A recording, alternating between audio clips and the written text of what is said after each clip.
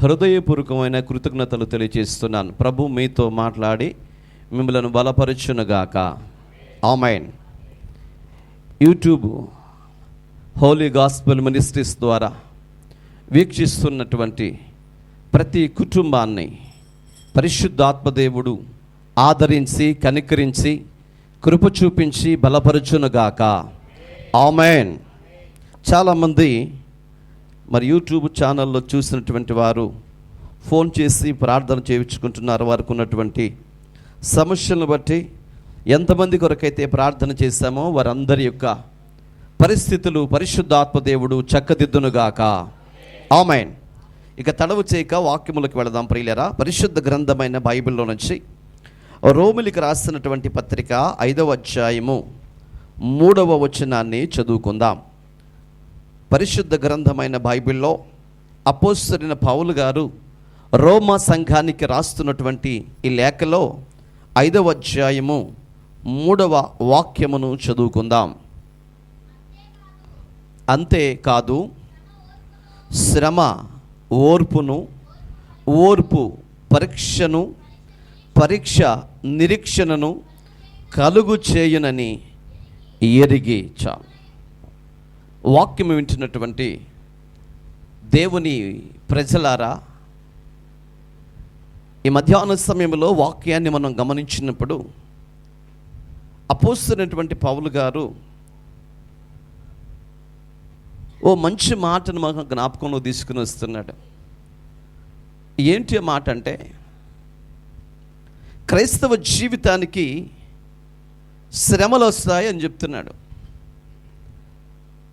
క్రైస్తవులుగా బ్రతుకుతున్నటువంటి మనకు శ్రమలు వస్తాయి అని బైబిల్లో చూడగలుగుతున్నాం. ఈ వాక్యాన్ని మనం చూస్తే శ్రమ ఓర్పును కలిగిస్తుంది, శ్రమ ఓర్పును కలిగిస్తుంది అని వాక్యంలో మనం చూస్తున్నాం. చాలామంది నేను ఓర్చుకుంటున్నాను అని చెప్తూ ఉంటారు, భరిస్తున్నాను అని చెప్తుంటారు.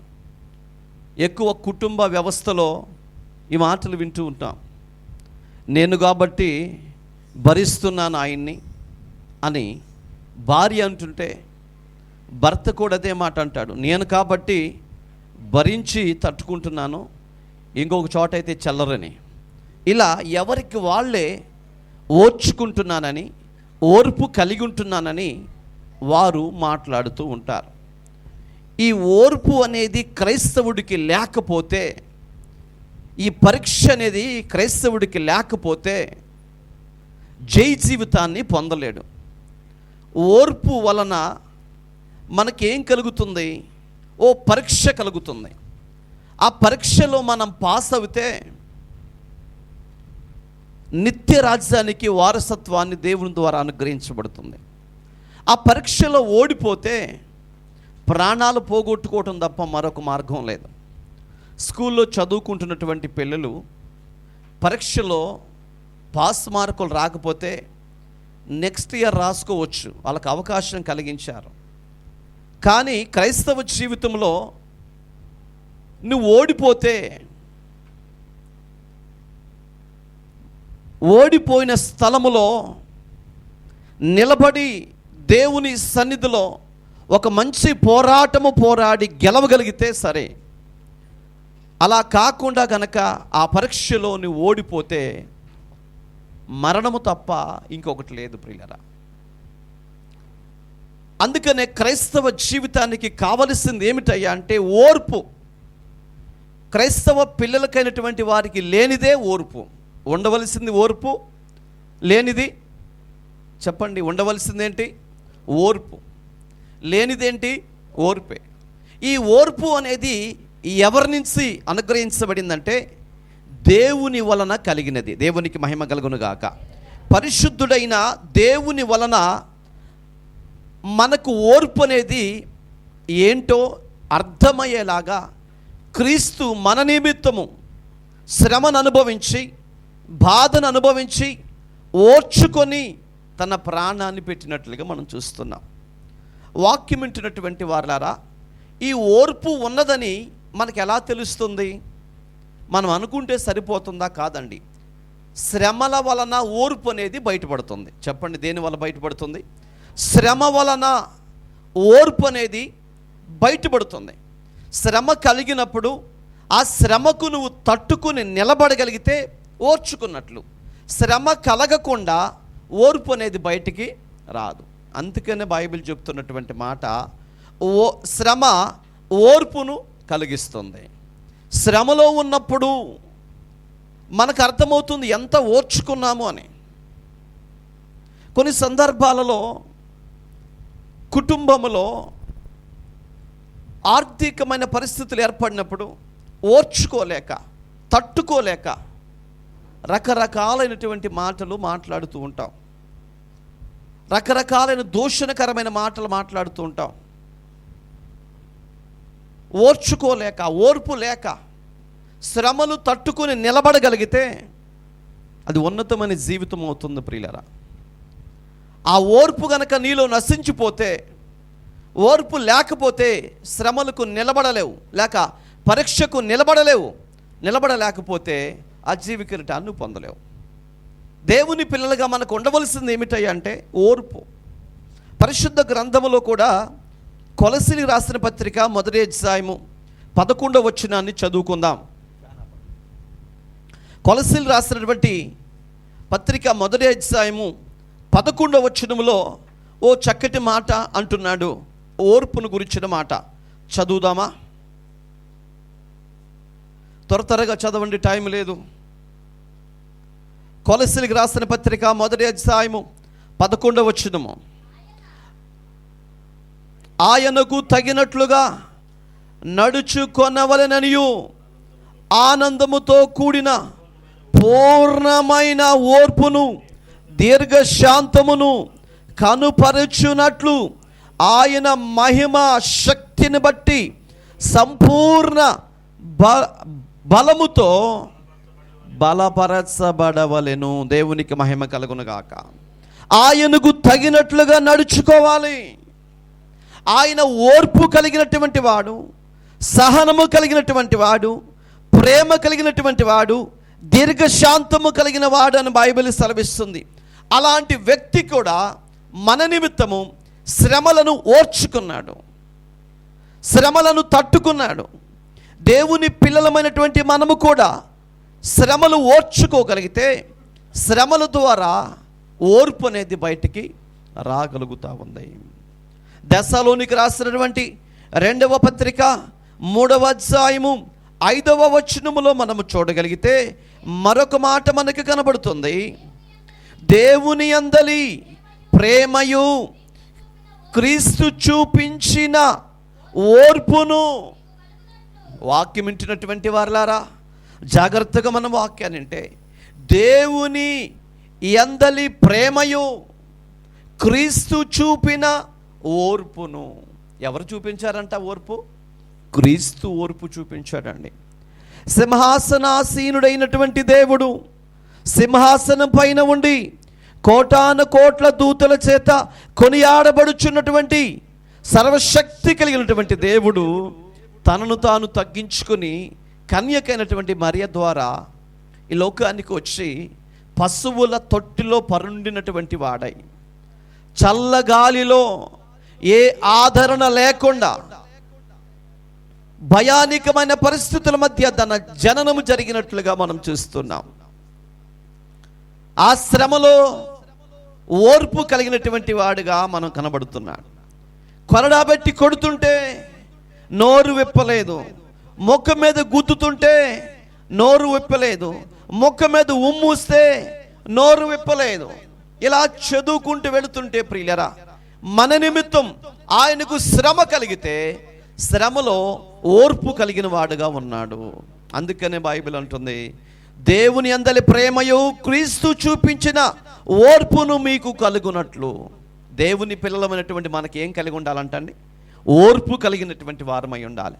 ఆయన పిల్లలము కాబట్టి, ఆయన వారసులం కాబట్టి ఓర్పు కలిగిన వారమై ఉండాలి.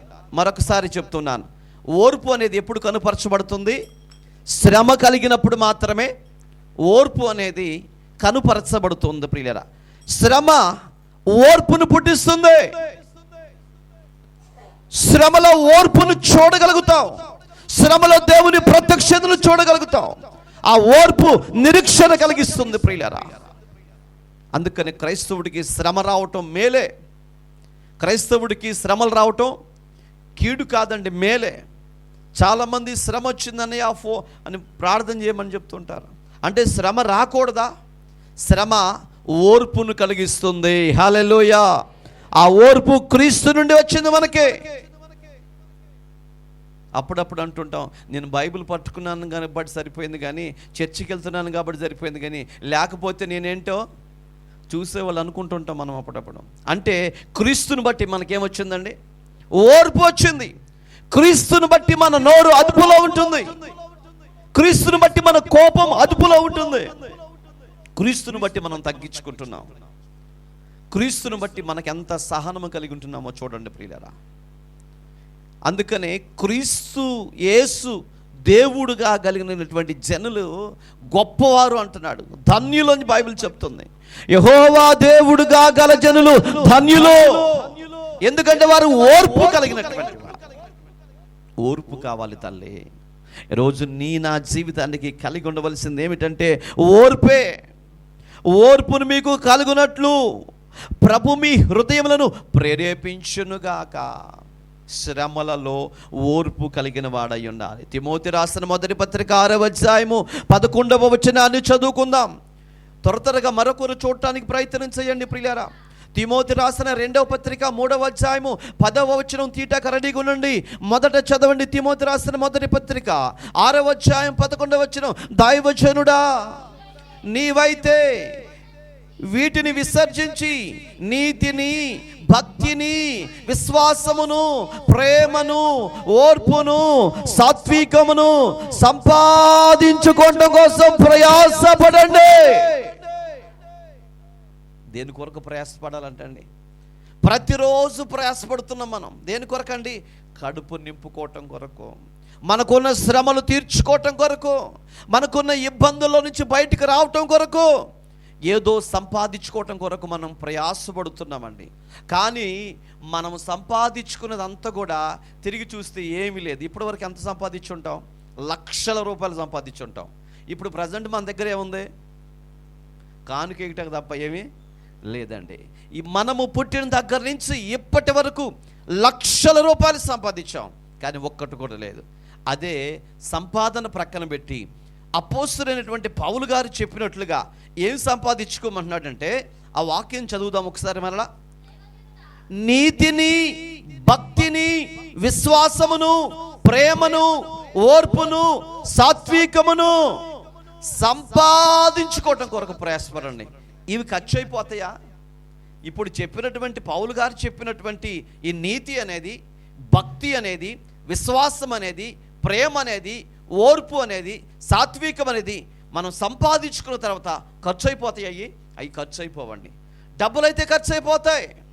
మనము వాడుకునే ప్రతి వస్తువు అరిగిపోవటమో, కరిగిపోవటమో, నలిగిపోవటమో, పాడైపోవటమో, కురింగిపోవటమో, కృషించిపోవటమో ఏదో ఒకటి అయిపోయింది. క్రీస్తు యేసు నందు పౌలు గారు చెప్పినవి ఏవైతే ఉన్నాయో, ఏ నీతి ఉన్నదో, ఏ భక్తి ఉన్నదో, ఏ విశ్వాసం ఉన్నదో, ఏ ఓర్పు ఉన్నదో, ఏ సాత్వికం ఉన్నదో, అది నువ్వు సంపాదించుకుంటే అది నీ నుండి ఎవరు తీసుకొని పోలేరు. హల్లెలూయా. నీ దగ్గర నుంచి ఎవరు కూడా దాన్ని తీసుకొని పోలేరు ప్రియులారా. ఇవి మనకి ఏ విధంగా ఉపయోగపడుతాయ్యా అంటే, ఇవి జ్ఞానేంద్రియములుగా నీకు ఉపయోగపడతాయి. ఇప్పుడు చెప్పినటువంటివి ఏవైతే ఉన్నాయో, పౌలు గారు ఏ విషయాలైతే మనకు రూఢిపరుస్తున్నాడో అవి మన జీవితానికి ఆధారమై ఉంటాయి.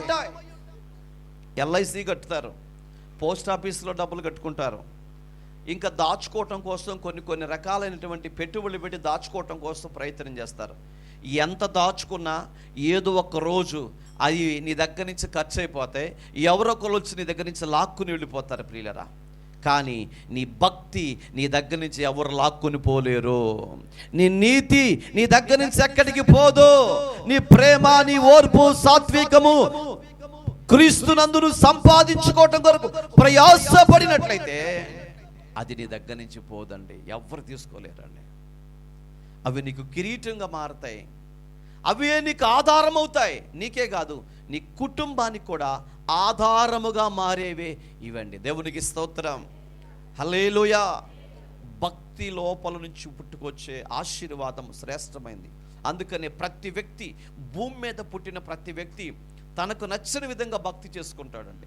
ఎవరికి నచ్చిన దేవుడికి ఆయన, ఎవరికి నచ్చిన విధానములో ఆయన ప్రార్థన చేసుకోవటము, పూజ చేసుకోవటము, నమాజ్ చేసుకోవటం వాళ్ళ ఇష్టం. ఎందుకు ఇలా చేస్తున్నారంటే భక్తి చేయటం వల్ల మోక్షం వస్తుందని, భక్తి చేయటం వల్ల పాపం నుంచి విడుదల పొందుతామని వాళ్ళు ప్రయాసపడుతున్నారు. అందులో మనం కూడా ప్రయాసపడుతున్నాం. భక్తి వలన మనకు ముక్తి మార్గము దొరుకుతుందని. ఇంకా మిగతావి ఏది సంపాదించుకున్నా ఈ భక్తి మార్గంలో మనం నడపలేవు. ఈ లోకానికి సంబంధించిన ఏది మనం నడపలేవు. నడపగలిగేది ఏంటయ్యా అంటే నీలో ఉన్న నీతి, భక్తి, విశ్వాసము, ప్రేమ, ఓర్పు, సాత్వికము, ఇవి మాత్రమే. 3వ అధ్యాయం 10వ వచనంలో రాయబడిన మాట, తిమోతి రాసిన 2వ పత్రిక 3వ అధ్యాయం 10వ వచనంలో, అయితే నీవు నా బోధను, నా ప్రవర్తనను, నా ఉపదేశమును, నా విశ్వాసమును, నా దీర్ఘశాంతమును, నా ప్రేమను, నా ఓర్పును. పౌలు గారు అంటున్నాడండి, నన్ను పరీక్షించి చూడు, నాలో ఎంత ఓర్పు ఉందో. ఎంత ఓర్పు ఉందంటండి అపోస్తలుడైన పౌలు గారిలో ఓర్పు ఉందా? ఎంత ఓర్చుకున్నాడంటే, బెత్తముల చేత ఆయన కొడుతుంటే, బెత్తముల చేత ఆయన కొడుతుంటే నేను కూడా రోమన్ సిటిజన్ వ్యక్తినే, నేను ఒక రోమీని, నన్ను మీరు ఎందుకు కొడుతున్నారని ఆయన చెప్పలేకపోయాడు. బెత్తముల మీద కొట్టి తీసుకుని గ్రామపు చావిడిలో పెడితే ఓర్పు కలిగిన వాడుగా ఉన్నాడండి. దేనిలో? శ్రమలో ఓర్పు కలిగిన వాడుగా ఉన్నాడు. శ్రమలో సంతోషించాడు. బైబిల్ వాక్యములు మనం చూస్తే అక్కడ రాయబడిన మాట ఏమిటో తెలుసా? వాక్యం వింటున్నటువంటి వారలారా, ఆయనంట శ్రమలు సంభవించినప్పుడు సంతోషించి పాటలు పాడి ప్రార్థన చేశాడు. దేవునికి మహిమ ప్రభావములు కలుగును గాక. హల్లెలూయా, హల్లెలూయా.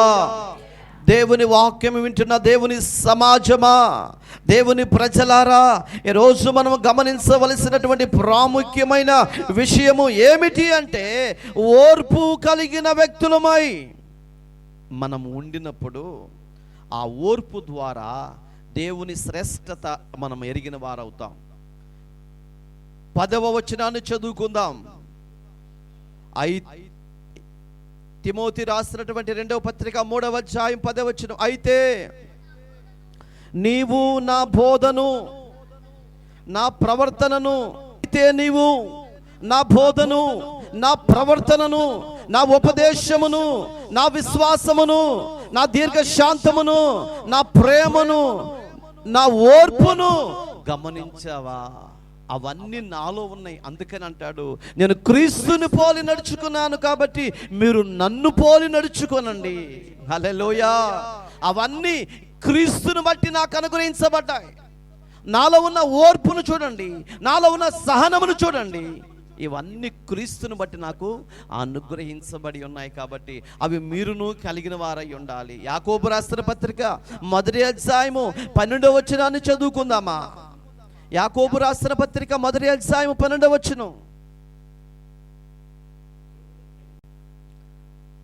2వ వచనం చదువుదాం. 1వ అధ్యాయము 2వ వచనం, సహోదరులారా, మీ విశ్వాసమునకు కలుగు పరీక్ష ఓర్పును పుట్టిస్తుంది. దేవునికి మహిమ కలుగును గాక. చెప్పండి, మీ విశ్వాసమునకి ఏం కలుగుతుందంట? విశ్వాసము అని ఎవరినంటారు? విశ్వాసాలని ఎవరినంటారు? ఇక్కడ తేటగా పరుస్తున్నాడు, విశ్వాసులైన మీకు కలుగు పరీక్ష, విశ్వాసులైనటువంటి మీకు కలిగే పరీక్ష ఓర్పును పుట్టిస్తుంది. హల్లెలూయా. అంటే ఇప్పుడు మనకి ఖచ్చితంగా అర్థమైంది టోటల్గా. ఏమనంటే విశ్వాసులైనటువంటి వారికి కలిగేది ఏంటయ్యా అంటే పరీక్ష. కాన్వెంట్లో చదివితే పరీక్ష ఉంటుందా? మేము ఎప్పుడు కాన్వెంట్, ఇది జీవితం, భక్తి మార్గం, ప్రభు ప్రసాదించిన ఒక గొప్ప ధన్యత. ఇది పోగొట్టుకుంటే తిరిగి దక్కించుకోవాలంటే చాలా కష్టపడుతుంది ప్రియులారా. అందుకనే నీ భక్తి జీవితం విషయంలో జాగ్రత్త కలిగి ఉండాలి, జాగ్రత్త కలిగి ఉండాలి. విశ్వాసులైనటువంటి వారికి పరీక్ష వస్తుంది, ఆ పరీక్షలో ఓర్పు కలిగిన వారై ఉండాలి. ఎన్ని సంవత్సరాలు వస్తుందండి ఈ పరీక్ష? అబ్రహాం అనేటి ఒక వ్యక్తి ఉన్నాడు, ఆయనకి 75 సంవత్సరాల వయస్సు వచ్చినప్పుడు దేవాతి దేవుడు మాట్లాడుతూ వచ్చారు, నీకు కలిగినటువంటి అక్కరను తీరుస్తాను, నీకు ఒక సంతానం ఇస్తాను అని చెప్పినప్పుడు ఆ మాట ప్రకారం ఆయన నమ్మి తనకున్న వాటిని అన్నిటిని విడిచిపెట్టి దేవుని వెంబడించాడు. 25 సంవత్సరాలు దాటిన తర్వాత, అంటే సుమారు 99 సంవత్సరాల వయస్సు వచ్చినప్పుడు మరలా దేవుడు జ్ఞాపకం చేసుకుని వాగ్దానం చేసిన తర్వాత 100వ సంవత్సరంలో, అంటే 25 సంవత్సరాల పాటు పరీక్షలో ఉన్నాడు అబ్రహాము. దేవునికి మహిమ కలుగును గాక. హల్లెలూయా. అందుకే అబ్రహాముకు అంటాడు, విశ్వాసులకు తండ్రి. విశ్వాసులకు తండ్రి అయిన మన తండ్రియే 25 సంవత్సరాలు పరీక్షలో ఉంటే నీవు నేను ఎన్ని సంవత్సరాలు ఉండాలి? హల్లెలూయా. అబ్రహాము తర్వాత అబ్రహాములో నుంచి వచ్చినటువంటి దేవుని పిల్లలైన ఇశ్రాయేలీలు కూడా, వారు కూడా కొంతకాలం పరీక్షలో ఉన్నారు. ఏ పరీక్షలో ఉన్నారు చెప్పండి? ఎన్ని సంవత్సరాలు ఉన్నారు వాళ్ళు? చెప్పాలి. వారు కూడా పరీక్షలో ఉన్నారు. ఎన్ని సంవత్సరాల పరీక్ష అంటే 40 సంవత్సరాల పరీక్షలో ఉన్నారండి. హల్లెలూయా. పరీక్షలో గెలిచారా, పరీక్షలో ఓడిపోయారంటే? పరీక్షలో ఓడిపోయారు. ఎవరండి? ఇశ్రాయేలీలు.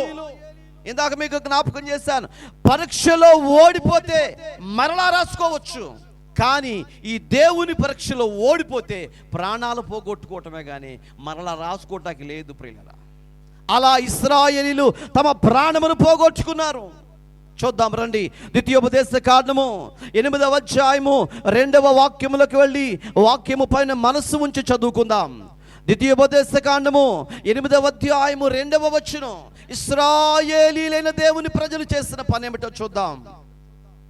మరియు నీవు ఆయన ఆజ్ఞలను గైకొందువో లేదో నిన్ను శోధించి మీ హృదయములో నున్నది తెలుసుకొనుటకు నిన్ను అనొచ్చు నిమిత్తం అరణ్యములో ఈ 40 సంవత్సరములు దేవుడైన యెహోవా నిన్ను నడిపించిన మార్గం అంతటిని జ్ఞాపకము చేసుకోండి. హల్లెలూయా, హల్లెలూయా. చేతుల పైకెత్తి చెప్పండి హల్లెలూయా. వాక్యము జాగ్రత్తగా వినండి ప్రియులారా. ఆయన అంటున్నాడు చూడండి, నీవు నా ఆజ్ఞలను, నేను చెప్పిన బోధ, నా మార్గములు, నా కట్టడలు అనుసరిస్తున్నావో లేదో, నీ హృదయం ఎలా ఉందో, నీ మనస్సు ఎలా ఉందో తెలుసుకోవటం కొరకై నిన్ను అనొచ్చు నిమిత్తమై. క్రైస్తవుడికి ఏమొస్తుందంటండి? అణిచివేయబడుతున్నాడు. ఎవరి వలన? దేవుని వలన. అదే పరీక్ష. ఇదే క్రైస్తవ జీవితానికి పరీక్ష ప్రియులారా. దేవుడు అంట తన ప్రజలను కొన్ని సందర్భాల్లో అణిచివేస్తూ ఉంటాడంట. అణిచివేయటం అంటే, వాక్య గ్రంథములో ఒక మాట మనం చదువుతున్నాం, విత్తనాలు విత్తుకుంటూ బోధకుడు వెళుతుంటే కొన్ని విత్తనాలు ముళ్ళ పొదల్లో పడ్డాయి. అది మొలకలు వచ్చినాయి, కానీ ముళ్ళు అంట ఆ మొక్కను ఎదగనీయకుండా అణిచివేస్తూ ఉన్నాయి. ఈరోజు క్రైస్తవ దేవుని పిల్లలైన వారు అనేకమైన ఇబ్బందుల చేత అణిచివేయబడుతున్నారు. పరిస్థితులు అణిచివేస్తూ ఉన్నాయి, రోగాలు అణిచివేస్తూ ఉన్నాయి, ఆర్థికమైన పరిస్థితులు మనిషిని కృంగదీస్తున్నాయి. భక్తిపరుగా బ్రతకాలని మనం ఎంత ఆలోచన చేసినా పరిస్థితులు కృంగదీస్తూ ఉన్నాయి. అదే నీకు కలుగుతున్న పరీక్ష, అదే నీకు ఎదురవుతున్న పరీక్ష. వేది చేసినా కలిసి రాకపోవటం, వేదనుకుంటే అది వ్యతిరేకతగా మారిపోవటం, అనుకున్నది ఒకటైతే ఇంకొకటి జరగటం, అంత నష్టమే, అంత కష్టమే.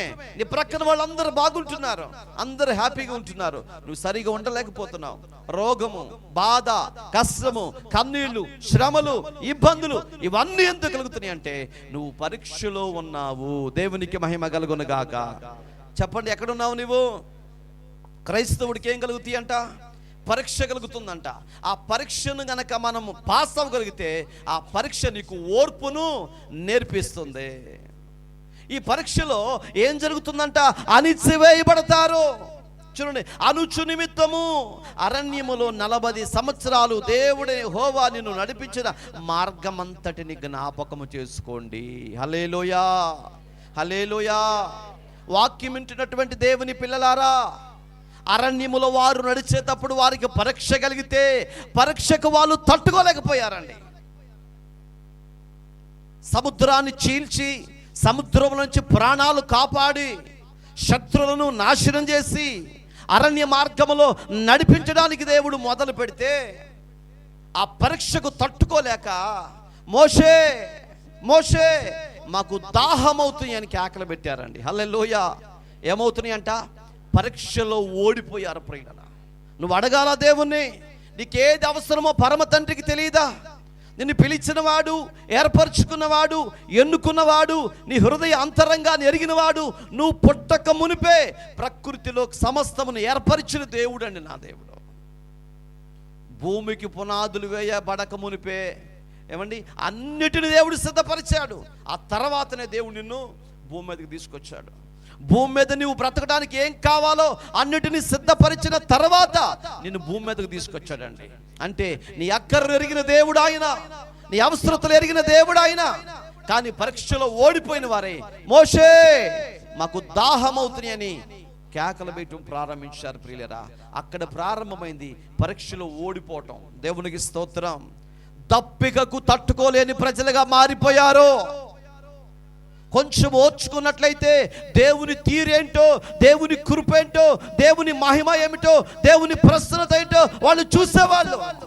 ఆ శ్రమలో ఓర్పును కోల్పోయారు ప్రియులరా. ఈరోజు చాలా మంది ఓర్చుకోలేరండి, ఓర్పు ఉండదండి. ఓర్పు లేక చాలా సందర్భాల్లో మనం మాట్లాడేస్తూ ఉంటాం, ఏదో ఒక మాట మాట్లాడుతాం. అలా మాట్లాడటం వల్ల ఎంతమంది బాధపడతారో తెలుసా? నీ నోటి మాటల వల్ల ఎంతమందికి దుఃఖము కలుగుతుందో తెలుసా? ఆ నోటి మాటల వల్ల, ఓర్పు లేని సందర్భంలో నువ్వు మాట్లాడే మాటల వల్ల ఎంతోమంది విడిపోతారు, ఎంతోమంది మాట్లాడుకోలేరు, ఎంతోమంది చూసుకోలేరు, ఎన్నో కుటుంబాలకు దూరం అయిపోతాయి. రక్త సంబంధులు సైతమే దూరం అయిపోతారు, సంఘములో ఉన్న వ్యక్తులే దూరం అయిపోతారు.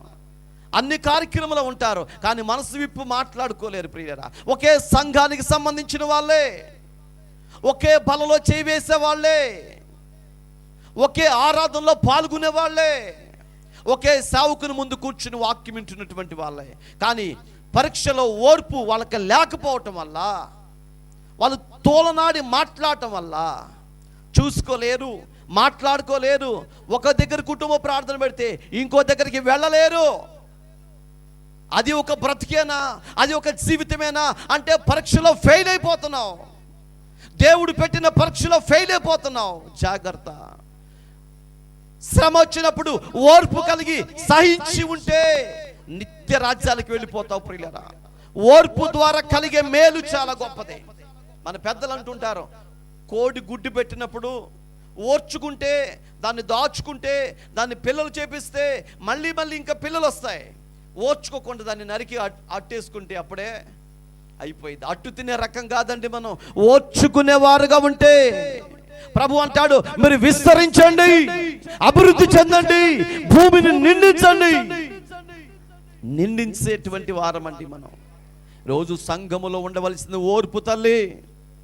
నీ ప్రక్కన వాళ్ళు చూసినప్పుడు ఓర్చుకోవాలి. వాళ్ళ మనసు ఎలాంటిదైనా కావచ్చు, ఎటువంటి వ్యక్తులైనా కావచ్చు, వారి పట్ల ప్రేమ అనురాగాన్ని నువ్వు చూపించగలిగితే తిరిగి వారు కూడా నీ మీద ప్రేమ అనురాగాన్ని చూపించగలుగుతారు. సంఘములో గొడవలే ఉండవు, సమాజంలో గొడవలే ఉండవు, మనుషుల్లో సమస్యలే రావు ప్రియులరా. ఓర్పు లేకపోవటం వల్ల మోషేని సనిగారు, మోషేని గొనిగారు.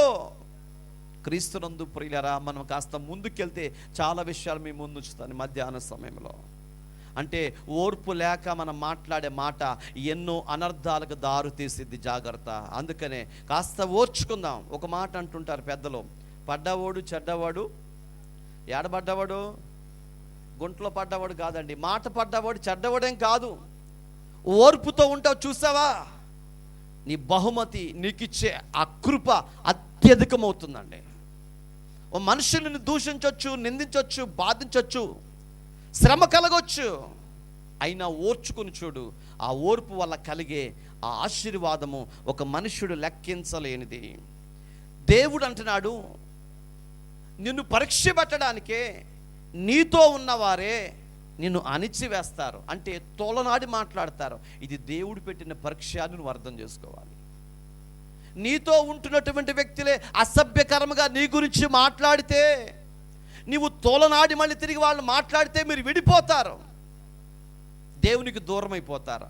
ఇది దేవుడు ఎందుకో నన్ను పరీక్షిస్తున్నాడు అనుకొని ఓర్చుకోగలిగితే, ఓర్పు చూపించగలిగితే, అప్పుడు పరీక్షలో నువ్వు నెగ్గిన వ్యక్తి అవుతావు. హల్లెలూయా. పరీక్షలో నెగ్గిన వారు పాలు తేనెలు ప్రవహించే దేశానికి వెళతారు, అనగా నిత్య రాజ్యానికి వెళతారు. పరీక్షలో ఓడిపోయిన వారు అరణ్యంలో మార్గ మధ్యలో రాలిపోతారు. ఇదే మన యాత్ర. ఈ అరణ్యమే లోకం, ఈ చుట్టూ ఉన్న ముళ్ళే మనుషులు. ఈ అణిచివేయటం కొరకు పైకి వస్తావంటే నీ మీదకి ఎంత అణిచివేసినా ఏమండి నువ్వు ఏం చేయాలో తెలుసా అండి? వాటిల్లో నుంచి మెలకువ కలిగి మొక్క గనక ఎలాగ బయటకు వస్తుందో అలాగ రావాలి. దేవునికి మహిమ కలుగునుగాక.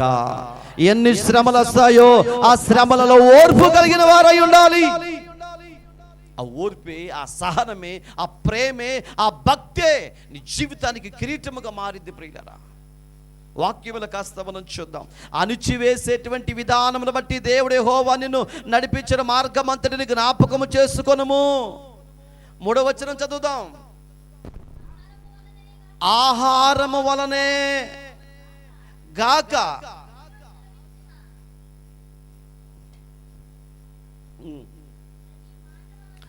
ఆహారము వలనే గాక యెహోవా సెలవిచ్చిన ప్రతి మాట వలన నరులు బ్రతుకుదురని మీకు తెలియచేయుటకు ఆయన నిన్ను అణచి నీకు ఆకలి కలుగ చేసి, నీవే గాని నీ పితరులే గాని ఎన్నడెరుగని మన్నాతో నిన్ను పోషించెను. దేవునికి మహిమ కలుగునుగాక. హల్లెలూయా. ఈ వాక్యాన్ని జాగ్రత్తగా మనం చదువుదాం. ఆహారము వలనే యెహోవా మిమ్మల్ని అణిచివేస్తాడంట, శోధిస్తాడంట అండి. మనిషిని దేంతో శోధిస్తాడండి? ఆహారం వలన. మోషే మాకు ఆకలి అవుతుందని అరణ్యంలో అడిగారు కదా. ఈరోజు ఆహారం వలన ఎంతో మంది స్త్రీలు పురుషులను తిడుతున్నారు. దేని కొరకండి? ఆహారం కొరకే. నువ్వు జాబ్కి వెళ్ళటలేదు, పనికి వెళ్ళటలేదు, నువ్వు పని చేయటలేదు, ఇంట్లో కూర్చుని తింటున్నావు అని మాట్లాడుతుంటారు. పని చేసినా, వ్యవసాయం చేసినా, ఇంకా ఏదో ఏదో ఏదో పని చేసినా ఆఖరికి కోటి విద్యలు దేని కొరకంటండి? ఆహారము కొరకే.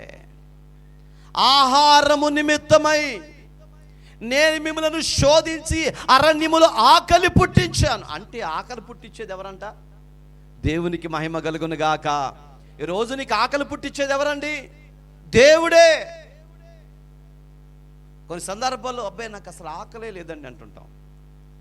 ఆకలి పుట్టించువాడు దేవుడు అంటండి. ఎప్పుడు పుట్టిస్తాడు? ఆకలి ఎప్పుడైంది? సరిగ్గా 12 గంటలు అయిపోయింది, 12:30 అయిపోయింది. వాచ్ చూసుకుంటాం, పాస్టర్ గారు ఇంకా ముగించలేదేంటి? వాచ్ చూసుకుంటాం, 1 గంట అయిపోయింది. ఆకలి అవుతుంది, ఇంకా ముగించరేంటి? ఆకలి పుట్టించేవాడు దేవుడే, రోగాన్ని పుట్టించేవాడు దేవుడే, ఇబ్బంది కలిగించేవాడు దేవుడే, అన్నిటికీ మూలకర్త దేవుడే. ఎందుకు ఇలా చేస్తున్నాడంటే నీ పరీక్షను ఆయన పరిశోధిస్తూ ఉన్నాడు, నీ జీవితాన్ని పరిశోధిస్తున్నాడు దేవుడు. అందుకనే నీకు ఆకలి కలుగుతుంది. ఈ ఆకలిలో ఓర్పు కలిగి ఉంటావో, లేకపోతే బయటికి వెళ్ళి ఓ టైం లేదు, పాడు లేదు, ఎప్పుడు పెడుతున్నారో ఎప్పుడు ముగిస్తున్నారో వాళ్ళకే తెలియట్లేదని చెప్పి సొనుగుతున్నావో. హల్లెలూయా, హల్లెలూయా. ఎక్కడ కాకపోతే నాట్యాలలో ఇంకెక్కడెక్కడ మాట్లాడుకుంటున్నారో. ఎందుకు? ఆకలి పుట్టించేవాడు దేవుడే. ఆకలి వలన కూడా అణచి నీకు శోధన కలగజేస్తాడు. ఆ శోధనలను సహించి ఓర్పు కలిగి ఉంటే నీ ఫలం అధికమవుతుంది. ఒకవేళ అది నీకు లేకపోతే ఏమైపోతావంట? పరీక్షలో ఫెయిల్ అయిపోతాం ప్రియులంట. ఆ మాట నేననే మాట కాదండి, ఒకసారి మళ్ళీ చదువుదాం జాగ్రత్తగా. ఆహారం వలనే గాక యెహోవా సెలవిచ్చిన ప్రతి మాట వలన మనిషి బ్రతుకుతాడు. యేసుక్రీస్తు ప్రభువారు 40 దినాలు ఉపవాసం నీరసం వచ్చేసిందండి. కొండ బ్యాగ్ తీసుకెళ్ళిపోయి ఈ రాళ్ళన్నిటిని రొట్టెలుగా చేసుకుని తినమంటే సాతానా పోయనక పోమని దాన్ని గద్దించాడు. ఆ మాట గద్దించేటప్పుడు ఒకటే మాట చెప్పాడు. ఏమన్నాడు తెలుసా అండి? మనుష్యుడు రొట్టె వల్ల బ్రతకడు, ఆహారం వల్ల బ్రతకడు, దేవుని నోట నుండి వచ్చే ప్రతి మాట మనిషిని బ్రతికిస్తుంది. హల్లెలూయా. అదే ఆహారం కొరకంటండి అరణ్యములు అణిచివేయబడి శోధనలోకి వెళ్ళిపోయారంటండి. ఆ శోధనకు తట్టుకోలేక ఓర్పు నశించిన వారై మోషే దగ్గరకు వచ్చి, మోషే మమ్మల్ని ఎందుకు తీసుకొచ్చావయ్యా? మోషే మమ్మల్ని ఎందుకు తీసుకొచ్చావు? ఎక్కడికే? చంపడానికి తీసుకొచ్చావా? ఆకలితో. హల్లెలూయా. నీ ఆకలి బాధ ఎరిగిన దేవుణ్ణే ప్రశ్నించే వ్యక్తి అయిపోయావండి. నీ హృదయాన్ని ఎరిగిన దేవుడు ఆయన, నీ గుండెని ఎరిగిన దేవుడు ఆయన, నీ ఆలోచన ఎరిగిన దేవుడు ఆయన, నీ తలంపులు ఎరిగిన దేవుడు ఆయన, అన్నీ ఎరిగిన వాడండి. ఆయన్నే నువ్వు ఎదిరించి ప్రశ్నిస్తున్నావంటే దాని అర్థం ఏంటంటే ఆహారం విషయంలో ఓర్చుకోలేక నువ్వు ఫెయిల్ అయిపోతున్నావు. ఆహారం వలనే కాక యెహోవా సెలవిచ్చిన ప్రతి మాట వలన నరులు బ్రతుకుదురని నీకు తెలియచేయటకు ఆయన నిన్ను అణచి నీకు ఆకలి కలగ చేస్తున్నాడు. హల్లెలూయా. నీకేం కలగ చేస్తున్నాడండి? ఆకలి కలగ చేస్తున్నాడు. ఆకలి కలగ చేసిన వాడు ఆహారం ఇస్తున్నాడా? ఆకలి కలగ చేసిన వాడు ఆహారం ఇస్తున్నాడా? ఇస్తున్నాడు. భూమి మీద మనిషికి ఏ ఆహారం కావాలో వాటన్నిటిని దేవుడు సిద్ధపరిచాడండి. అది తినేదాకా మనం ఓర్పు కలిగి ఉండలేకపోతున్నాం. చాలామంది ఉంటుంటాం, ఉడికేదాకా ఉంటారంట, ఉడికిన తర్వాత ఆగలేరంట. ఉడికేదాకా ఉంటారు, ఆ తర్వాత ఏదో ఒక దాని దగ్గర గొడవ పెట్టుకుని ఆకలి మంటతో వెళ్ళిపోతారండి.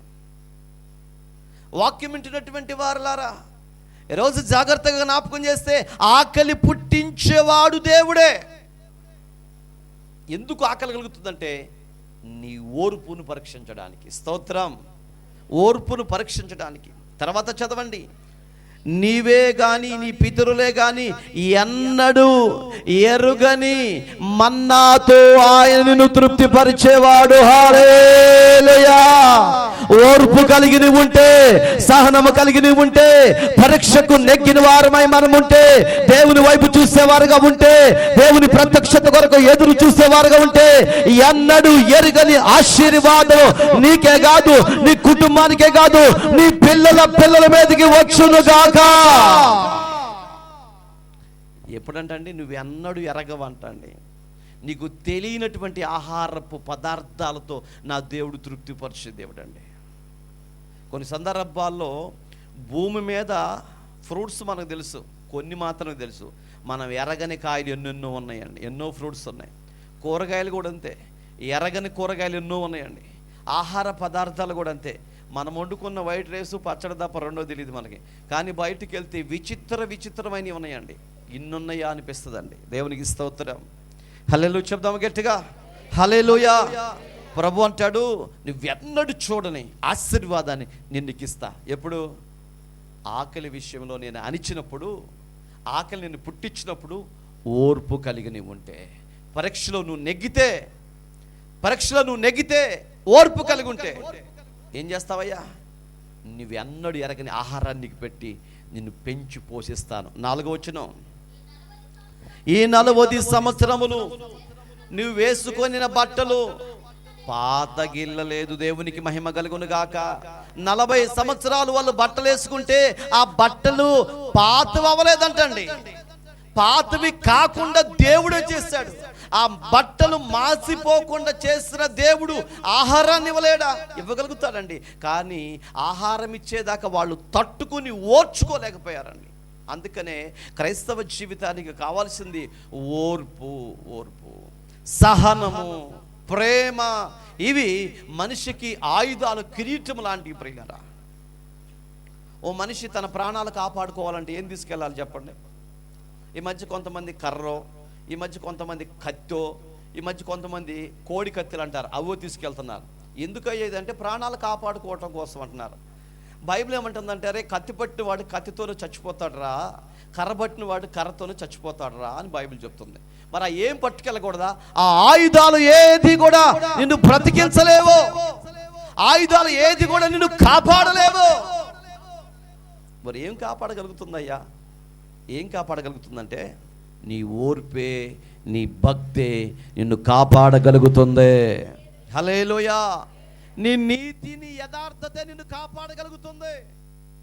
నువ్వు చేసే భక్తి నిన్ను కాపాడుతుంది. ప్రియులరా, మన లోకంలో ఎన్ని తప్పులు చేసినా తెలిసి కానీ తెలియక కానీ ప్రభు సన్నిధిలోకి వచ్చి పూర్తిగా మనం తగ్గించుకొని ప్రభుకు అంకితమై భక్తి చేస్తామే, ఈ భక్తి మనం కాపాడుతుంది. ప్రియులరా, మనకు ఎన్నో డబ్బులు, లక్షల రూపాయలు ఖర్చు పెడతాం, అవన్నీ ప్రక్కన పెట్టి ఎంతో కొంత దేవునికి ఇస్తావు చూసావా, అదే దేవుడు చూస్తాడండి. దేవునికి మహిమ కలుగును గాక. అందుకని మనము దేవుని సన్నిధికి నడిపించబడాలి, ఓర్పు కలిగిన వారై ఉండాలని వాక్యం చెబుతుంది. మీ బట్టలు పాతగిలలేదు. తర్వాత మాట అంటాడు, ఏం వాయలేదంటమ్మా? కాళ్ళు వాయలేదంట అండి. దేవునికి స్తోత్రం. హల్లెలూయా. కోత చాలా దూరం అండి. ఆటో దిగిన తర్వాత చాలా దూరం నడుచుకుంటూ పోయారు. కోత కోసి మళ్ళీ నడుచుకుంటూ వచ్చేతలకి ఇంటికి వచ్చి ఆ కొడవలోకి చూడబెట్టి బాక్స్ ఒకటి చూడబెట్టి అమ్మో అయ్యో అంటారు. ఏంటంటే అది చాలా దూరం ఉంది, కాళ్ళన్నీ నొప్పులు వచ్చేస్తున్నాయి అని చెప్తారండి. కాళ్ళు నొప్పులు వచ్చేస్తున్నాయి అంట. కొంచెం దూరం నడిస్తే అరణ్యములో నడిచారండి. దేవునికి మహిమ కలుగును గాక. ఇక ఆటో వాళ్ళకి తెలియదండి, విమానం వాళ్ళకి తెలియదండి, బైక్ వాళ్ళకి తెలియదండి. వాళ్ళు అరణ్యములో నడుచుకుంటూ వెళ్ళారు. అరణ్యములో రోడ్డు సరిగా లేకపోయినా మార్గాన్ని కలగ చేస్తే దేవుడు అలాగ నడిపించుకుంటూ వచ్చాడు. వాళ్ళ కాళ్ళు వాయలేదంటండి. Praise the Lord. వాయకుండా చేసిన వాళ్ళు ఎవరు? ఆకలి పుట్టించినాడు, దాహాన్ని పుట్టించినాడు, కాళ్ళు వాపు కూడా రప్పించగలిగాడు దేవుడే. దేవునికి స్తోత్రం. హల్లెలూయా. అంటే దేవుడు కాళ్ళు వాపు పుట్టించకుండా కూడా చేస్తాడా? చేస్తాడండి. ఎప్పుడు చేస్తాడు? ప్రభు సన్నిధిలో నువ్వు కష్టపడినప్పుడు, ప్రభు పరిచర్య చేసినప్పుడు, అక్కడ నువ్వు లోకంలో కష్టపడకుండానే దేవుడు నీకు ఆశీర్వాదాన్ని ఇస్తాడు.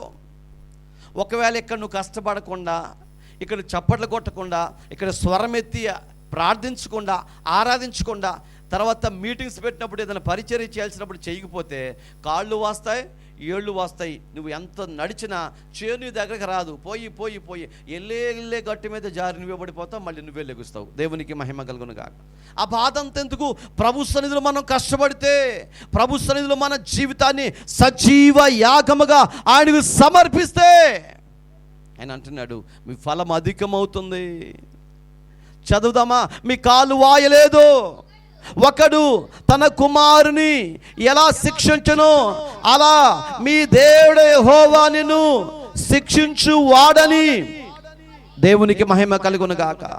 చిన్న చిన్న విషయాల్లో శిక్షను కలుగచేసి ఆ శిక్షలో నువ్వు ఓర్చుకున్నట్లయితే, ఓర్పు కలిగి ప్రభు వైపు చూస్తున్నట్లయితే, ఆ శిక్ష తర్వాత అంట నీకేమొచ్చిందంట? వాక్యం చదువుదామా? ఆయన మార్గంలో నడుచుకున్నట్లు, ఆయనకు భయపడినట్లు నీ దేవుడైన యెహోవా ఆజ్ఞలను గైకొనవలెను. హల్లెలూయా. ఆయన ఆజ్ఞలన్నిటిని నువ్వు గైకొనాలి. ఆయన శిక్ష వేసినప్పుడు, నిన్ను పరీక్షించినప్పుడు నువ్వు ఓర్పు కలిగి, భక్తి కలిగి, సహనము కలిగి నువ్వు ఓర్చుకోవాలి అని బైబిల్ సెలవిస్తుంది. ప్రియులారా, హల్లెలూయా. చూడండి, 40 సంవత్సరాల పాటు అంట వాళ్ళ దేవుడు ఏం చేశాడండి? పరీక్షించాడు. ఈజిప్టు నుంచి, ఐగుప్తు దేశం నుంచి కానాను వెళ్ళడానికి సుమారు 613 కిలోమీటర్లు ఉందండి. అంటే 650 కిలోమీటర్లు వేసుకోండి. 650 కిలోమీటర్ల ప్రయాణం చేయటానికి రోజుకి 10 కిలోమీటర్లు నడిచినా కానీ 65 రోజులు వెళ్ళిపోవచ్చు. రోజుకు 10 కిలోమీటర్లు నడిచినా కానీ, రోజుకి 5 కిలోమీటర్లు నడిచినా కానీ 130 రోజుల్లో వెళ్ళిపోవచ్చు వాళ్ళు. ఎన్ని సంవత్సరాలు నడిపించాడంట దేవుడు? 40 సంవత్సరాలు నడిపించాడు. ఎందుకయ్యా అంటే పరీక్షించే కాలం అది. హల్లెలూయా.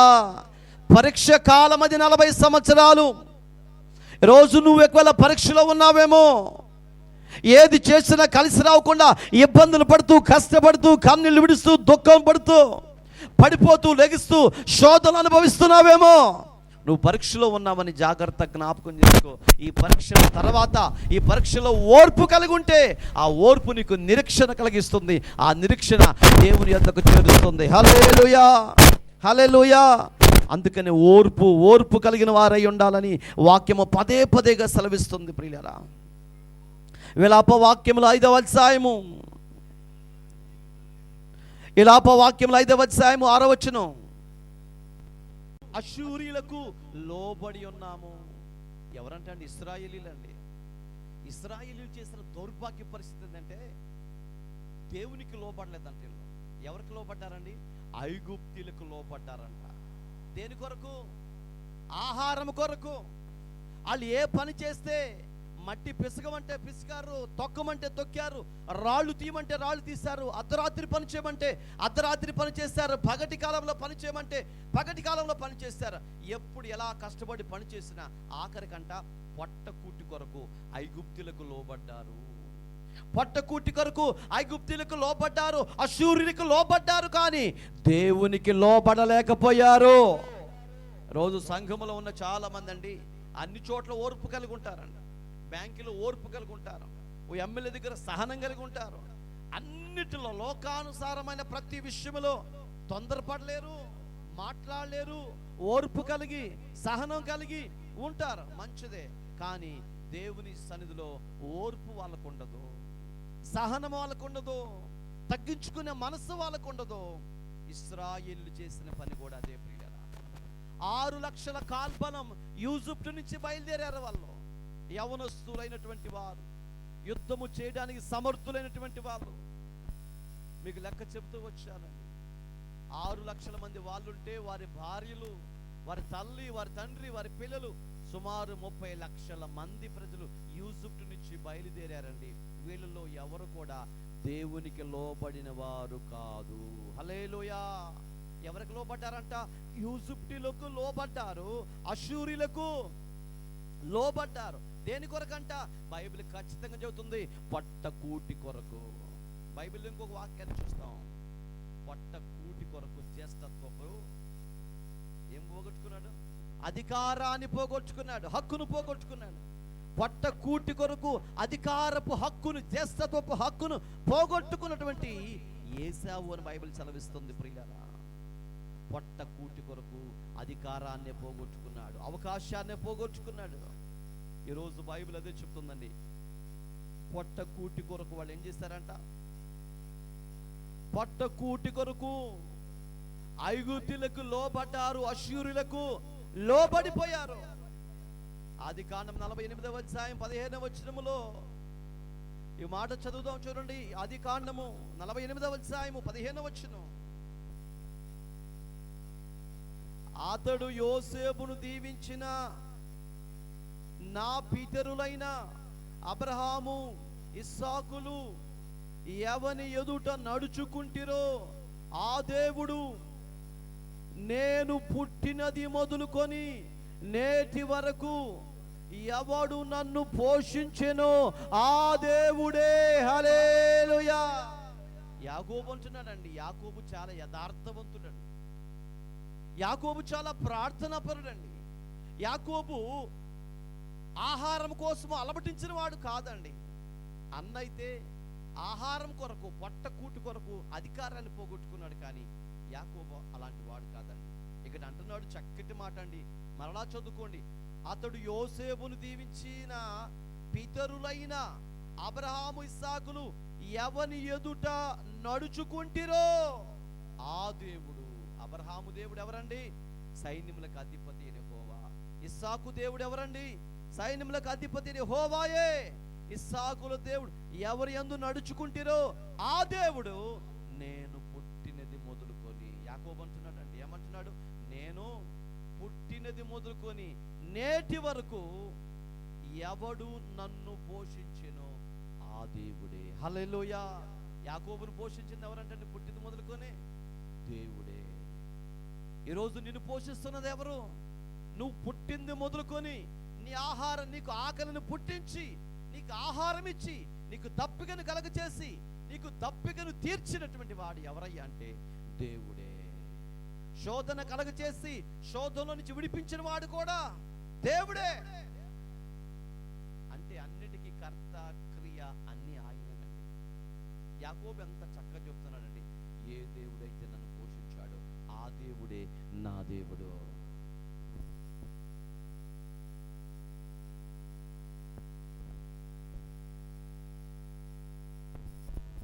నేను పుట్టినది మొదలుకొని ఎప్పటి వరకు నేను బ్రతికినంత కాలం నన్ను పోషించాడు దేవుడు.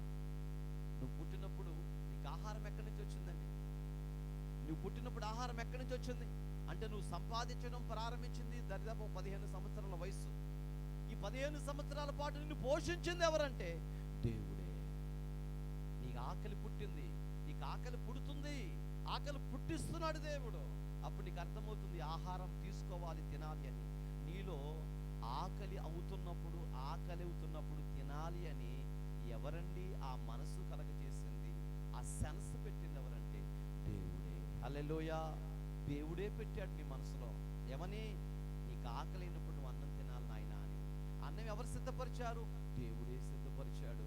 దేవుడు సిద్ధపరిచిన ఆహారం నీ కొరకని తెలిసి కూడా ఓర్పు లేకుండా, సహనము లేకుండా, ప్రేమ లేకుండా పొట్ట కూటి కొరకు ఐగుప్తులకు, అశ్షూరులకు, లోకానికి, లోకంలో ఉన్న అధికారులకు కూడా లోబడుతున్నావేమో. ఎవరు ఐగుప్తీయులు? లోకమండి. ఎవరు అశ్షూరీలు? అధికారులు. ఒకవేళ పొట్టను నింపుకోవటం కొరకు, ఆకలి తీర్చుకోవటం కొరకు, అవసరతలు తీర్చుకోవటం కొరకు అధికారులకు లోబడుతున్నావేమో. ఇది కరెక్ట్ కాదు. అధికారులకు అడుగుజాడలో నడుస్తున్నావేమో. కరెక్ట్ కాదు. ఎవరి అడుగుజాడలు నడవాలంటే పుట్టినది మొదలుకొని ఎవరైతే నిన్ను పోషిస్తున్నాడో ఆయనకు మాత్రమే లోబడాలి. మీరు చెప్పగలుగుతారా? నేను పుట్టినది మొదలుకొని ఇప్పటి వరకు నా దేవుడే నన్ను పోషించాడు. ఎంతమంది చెప్పగలుగుతారు? హల్లెలూయా. మనందరి పోషకుడు ఆయనే. ఆయనే మనం పోషిస్తున్నాడు. యాకోబు చెప్పిన మాట కూడా అదే. అందుకనే పోషించే దేవునికి లోపడాలండి. పోషించే దేవునికి వినయము చూపించాలి, విధేయత చూపించాలి. కానీ నేటి క్రైస్తవం ప్రపంచమంతా వ్యతిరేకంగా ఉంటుందండి.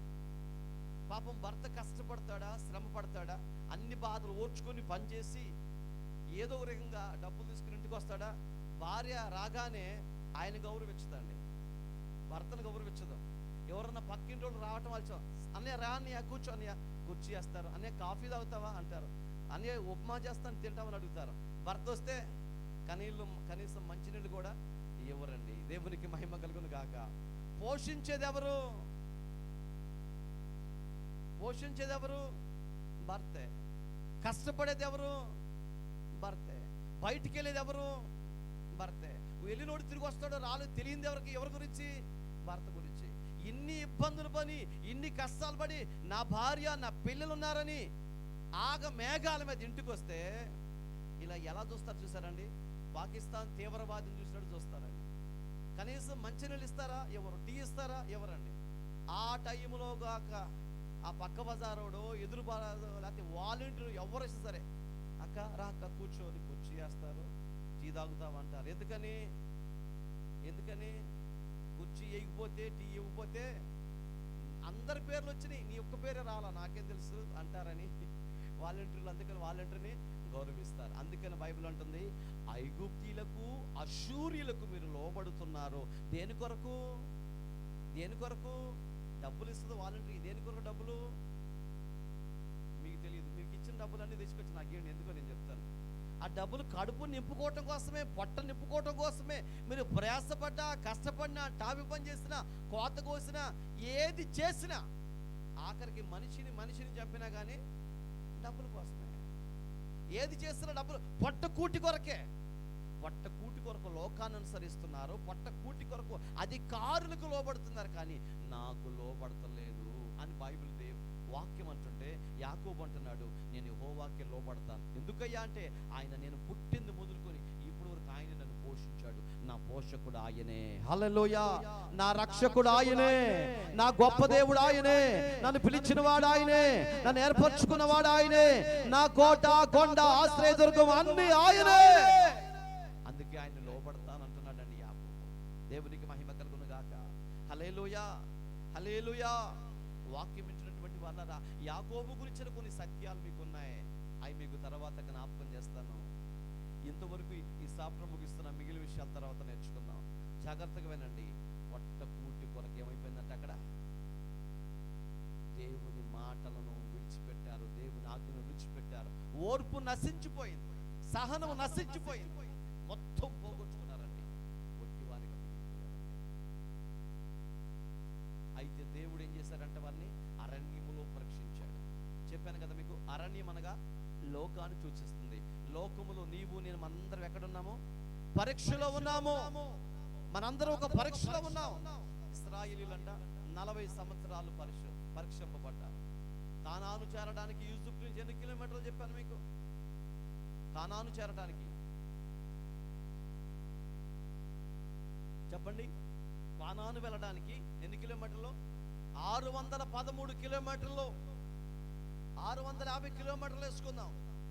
ఎంత చిన్నగా నడిచినా కానీ ఓ 5 రోజులు, 10 రోజులు, లేకపోతే ఒక నెల రోజులు, ఒక సంవత్సరంలో వాళ్ళు చేరుకోవచ్చు.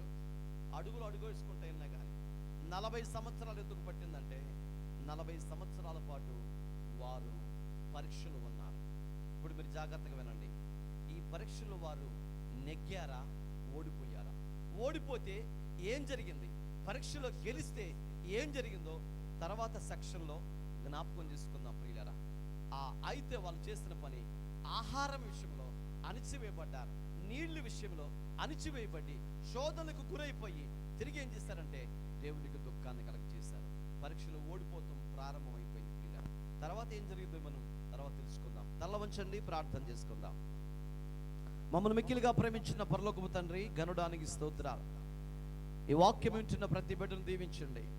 హోలీ గాస్పెల్ మినిస్ట్రీస్ అనేటువంటి యూట్యూబ్ ఛానల్ ద్వారా దేవుని వాక్యాన్ని వీక్షిస్తున్న ప్రతి ఒక్కరిని మీరు దీవించండి నాయన, ఆశీర్వదించండి.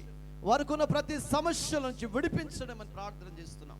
ఏ ఇబ్బందుల మధ్య ఉన్నారో, ఏ పరీక్షలో వాళ్ళు ఉన్నారో ప్రభువా, వాటన్నిటిలో ఓర్పు కలిగిన వారై, సహనము కలిగిన వారై, ప్రేమ కలిగిన వారై, భక్తి కలిగిన వారై వారి జీవితాన్ని కాపాడుకుంటూ ఈ పందెపు రంగంలో ఓపికతో పరిగెత్తడానికి సహాయం ఇచ్చమని ప్రార్థన చేస్తున్నాం.